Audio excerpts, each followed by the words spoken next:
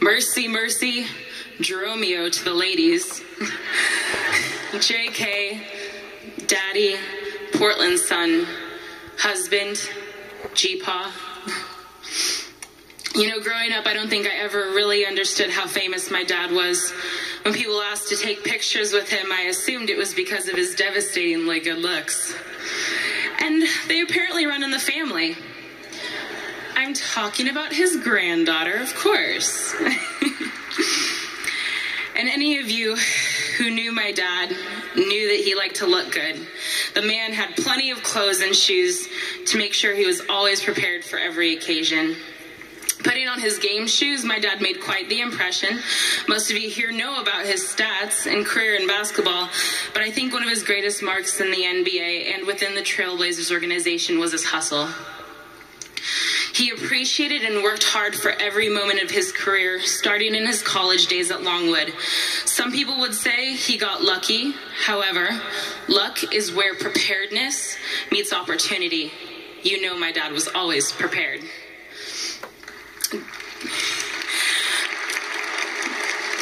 Growing up, I got to see a more casual side of my dad. In my younger years, my dad spent a lot of time with my family and I in Gresham. His notoriety in the community always brought people in droves, asking for autographs, favors, photo ops, asking him for charity events. Even when we were at church, they couldn't help but wanting part of his energy. It was very rare for me to see my dad turn people down if he was available. It was during this time that my grandma even convinced him to perform in her charity dinner theaters. This may be hard for you all to picture, so bear with me. But my dad has been a bouncer to the president, a soggy bottom boy in overalls, fake teeth, and a beard. And he even sang George Strait's "You Look So Good in Love," and it drove the women crazy. Bet you never knew my dad was a closet country fan. One of my fondest memories was when I was 17 and my dad and I drove to Seattle and stayed downtown for 4 days. We walked down to Pike's Place and the waterfront. We went to the Science Museum and the Experience Music Project and just spent a lot of time together. I remember we mostly talked about school, cars, and sports. We tried to stay away from the boys' subject. And that was just fine by me. It was special because, for the most part, it was uninterrupted. At one point, we were shopping, and he looked over and he saw Anderson Silva, the UFC fighter. You should have seen my dad's face. He was completely starstruck, which was very rare for him. The Spider was his favorite fighter at the time, and I know my dad wanted a picture with him, but he would never admit to that, so he told me to get up there and take a picture. Aside from being the NBA player and the community servant extraordinaire, he was just a normal guy. When it all boils down, the trip was not extravagant or groundbreaking, just spending time together. That was the best thing I could have ever asked for. In these precious moments, I saw him change from dad, later to husband, and eventually to grandpa. People handle change in different ways, and I wasn't sure how my dad would do in these new roles, but in God's hand I knew everything, even though he was hard-headed, stubborn, and determined. I'm pretty sure he thought the same thing about me too, but I knew he would always come through. Terry can attest to that. She's been an amazing strength during their relationship. She knew how to love him strong and put him in his place when he needed a swift kick in the butt. That's what a good woman does for her man. And together they have made a lasting impact in the community for Harley and I. I'll never forget my dad's face when he discovered for the first time he was going to be a grandpa. The shock and awe on his face was absolutely priceless. I've never seen his mouth open so wide or smile so big. At first I wondered how things would go, how he would feel about me having a baby, him being a grandpa, having this new little life joining our team. Well, Dad took to being a grandpa just like he took to everything else. He formulated a game plan and exhibited hustle during a high-pressure moment. What was his play? Within 48 hours, he had already shopped at all the local stores, buying a whole baby setup for his home.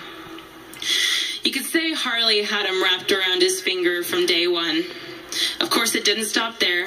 Dad couldn't walk into any baby store and without buying something for Harley. There was this one moment when my dad fully took on the grandpa role. It was when I was passing by the door of the nursery, and I caught him as he was changing Harley's diaper. I watched briefly and peeked around the corner while he was making all these baby sounds and being so delicate with this teeny tiny thing. There's something pretty hilarious about seeing a 6'7" man coo at a baby and say, "Who's gonna change your diaper, wipey?" And there was more than a diaper that had been changed. A great dad had changed into an even greater grandpa. Dad, I'm so glad God gave me to you and Mom, and it would be really easy for me to be angry right now for so many reasons. Harley's first birthday is right around the corner, and we were in the middle of planning the whole thing. What about Harley's first day of school?